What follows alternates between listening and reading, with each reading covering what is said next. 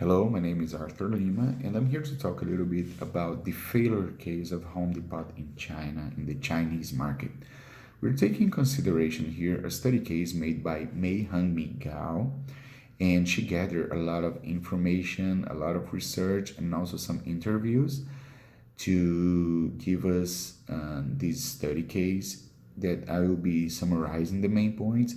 I will be talking about some information that surprised me, and in the end, I will give some recommendations based on what I believe that would be good strategies to enter in a foreign global market. Okay, so first of all, Home Depot. Home Depot is the world's largest home improvement retailer and is the fourth largest retailer in the US. We're talking about a big company and they are well settled in North America. Everyone knows this company here. But in 2016, they tried to enter in the Chinese market. They just bought another home improvement company in China, and they had 12 stores. But 6 years later, in 2012, they had to stop their operations there. They had to close their stores, and they just had to leave the market. What happened? Why? So my Mei Hang Migao, she tries to bring us an answer, not only about Home Depot, but about some other companies that tried to get inside the Chinese market, but they couldn't make it. And we must think like the main point is the strategy because they didn't use the best strategy to get inside the Chinese market. They didn't take in consideration the business model. It's not because something works really well in North America that it will work anywhere in the world, right? Because people think different. People see things in a different way, and the culture is way different as well. If you think about the Eastern and the Western world, right?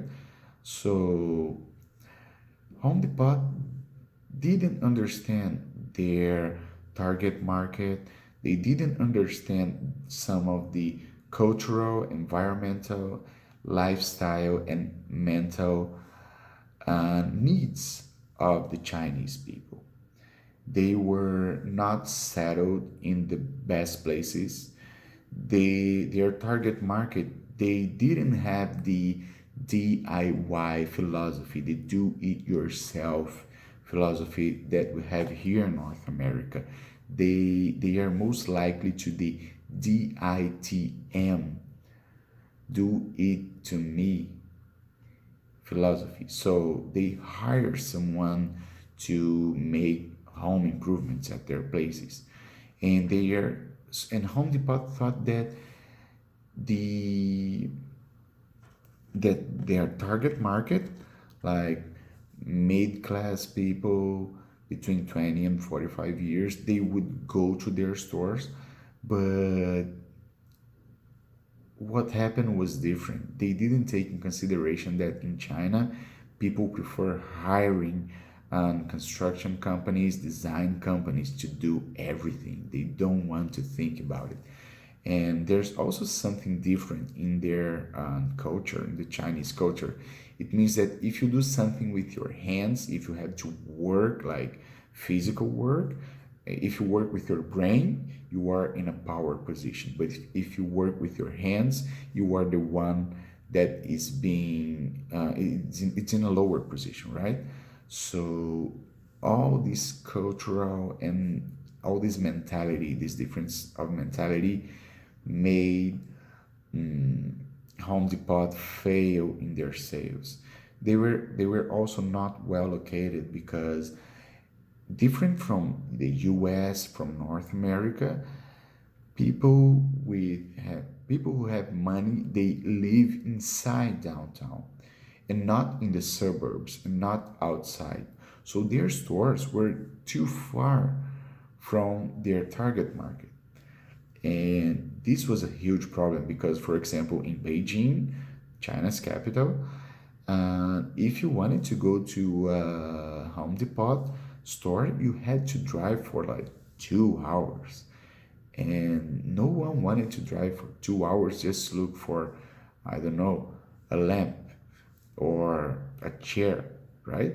So those strategies, they really um, didn't they really didn't took in consideration how things work in the Chinese market, and this was their biggest mistake.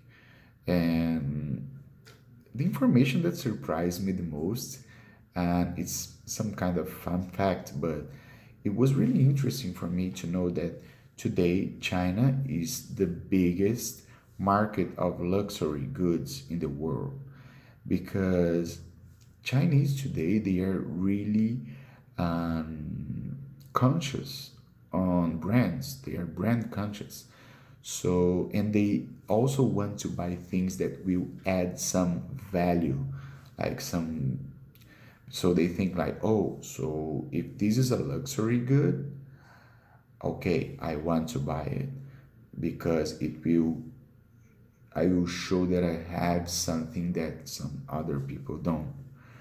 And this was also one thing that um, didn't help Home Depot because it's funny, they wanted to reach some, so they wanted to reach the middle class, but the middle class, they thought like, okay, so Home Depot items, they are not luxury, they are not something that will add value to me. And at the same time, poor people, they used to live in rural areas, or they think like, oh, you know what, Home Depot price, it's okay, it's reasonable, but I can buy cheaper things.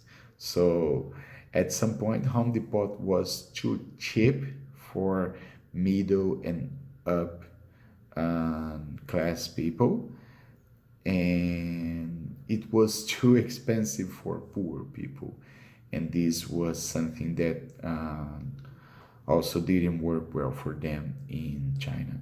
So the information that surprised me is it was about the luxury goods, because when we think about China, most of the times, especially for me, I'm from a developing country, and we see China as a developing country, and we also think about a lot of poverty when we think in developing countries.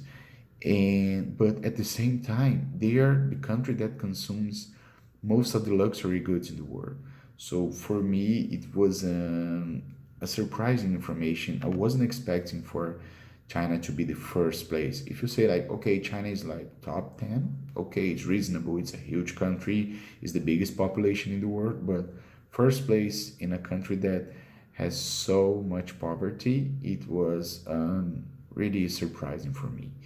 But coming back to the study case, the recommendations I would like to give to prepare a global market strategy.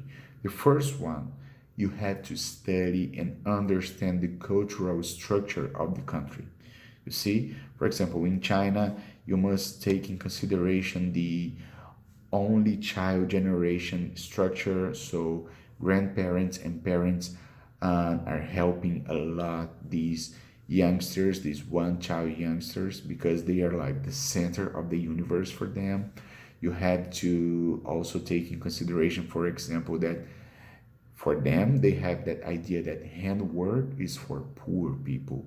So this do it yourself philosophy doesn't work well. And you also have another cultural thing. So, oh, your target market, is it rich people? You should be located in downtown. Is it poor people? You should be closer to rural areas.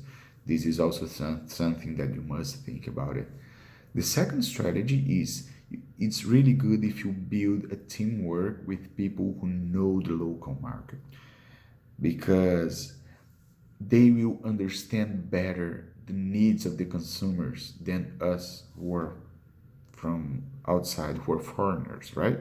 So if you have, for example, regional managers, if the individuals that work in your company if the individuals that deal directly with your customers are from that area, the chances that you will understand better and you will act faster if you have to change anything, they are really high. The chances for you to succeed in those things are really high. And the third recommendation is also about change. When we talk about like understanding the customer's needs, you have to be open-minded to changes and improvements, right? Different things work in different places. So the do-it-yourself philosophy doesn't work in China, but it works really well in North America. And if you go to a place that you don't know like 100% and you feel that something is not going right, something is not working well because you're bringing some philosophy from outside, be open-minded to make some improvement, to make a difference. Like, okay, you know what, this is not working this way, let's try to understand how things work in this country and make it a different way, right? So this is my summary, those are my recommendations, and that was my understanding of what went wrong to Home Depot. Okay, thank you.